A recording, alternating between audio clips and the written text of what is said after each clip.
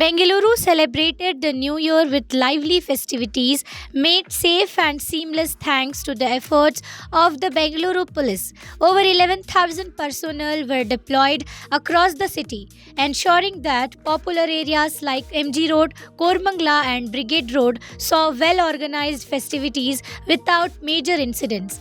The police presence, along with illuminated streets and smooth traffic management, set the tone for a joyful night. Namma Metro pitched in by increasing service frequency to handle the surge in footfall near party hubs. The festive spirit was not just limited to Bengaluru. Near cities like Mysuru and Kalaburagi joined in, while Vijayapura added a modern twist with drone photography capturing the celebrations. With the mild weather adding to the charm, Bengaluru Police deserve credit for ensuring a safe and memorable start to 2025.